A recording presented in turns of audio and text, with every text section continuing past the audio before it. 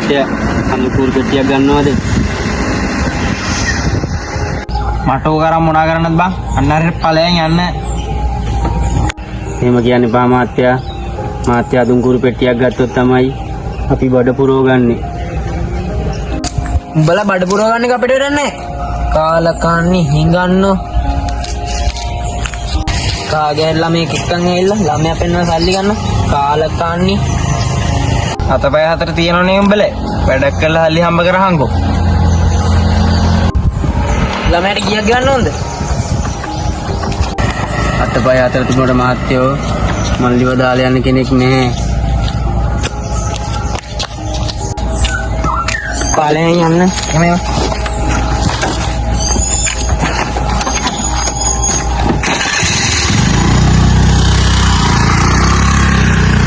අතනම් ගේමක් ගහගන්න බැරි වුණා නේද බා?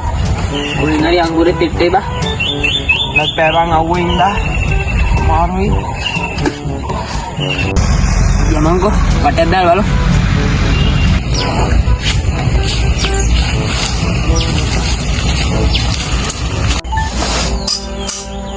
අයියේ අලුතෙන් පොත් අගිව ගන්න තියෙනවා.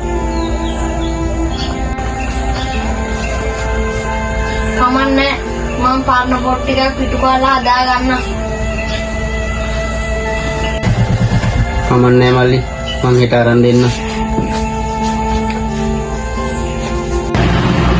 මොනවාද අයියා මෙච්චර කරපුවා? අපේ අම්මයි තාත්තයි අපිව දාලා යන තරම්.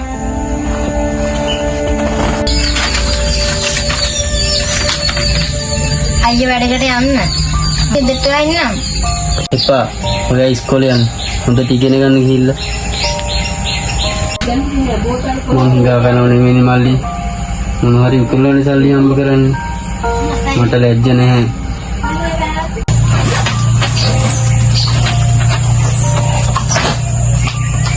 අම්මා දා කියපු දේ මට තාම මතකයි.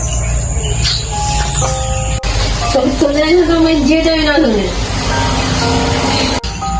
ඒවා හිතන්න එපා මල්ලි. එයාලට අපි එපා වුණාට මට ඔයාලා දෙන්න එපා වෙන්නේ. ඔයාලා දෙන්නින් තමයි මම සතුටින් ඉන්නේ. අයියේ මම ඉස්කෝලේ ගිහිල්ලා ඇවිල්ලා හදපොල් කරන්න යන්නද? ඕනේ මල්ලි. ඔයාගේ යාළුවෝ දැක්කොත් ඔයාටත් හිඟන්න කියයි. හිඟන්නෝ. අයියට කවුරු හරි එහෙම කිව්වද? අයියේ මොකද?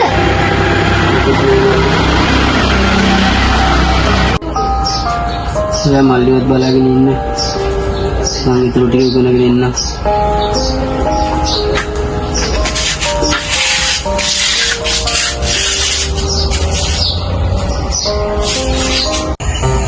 උඹට මතකද අර හිඟන්නද? හිඟන්න කීයක් කන්න යනද අපිට දවසට? අර පොඩි එකෙක් ඉන්නේ හිඟන්න බා. ඔව් ඉතින්. උඹ ගාන හම්බ කරන්න ඇති. මම එක්ක ඉන්නවා දැක්කම ඕනේ කෙස් සල්ලි දෙනවා බා.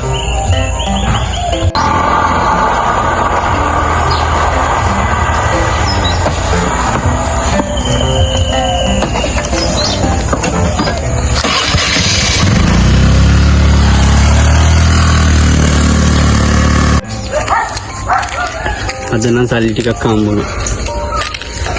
මල්ලි ඉස්කෝලේ පොත් ටිකයි ගෙදරට කන්න මොනවද ගෙත හැකි.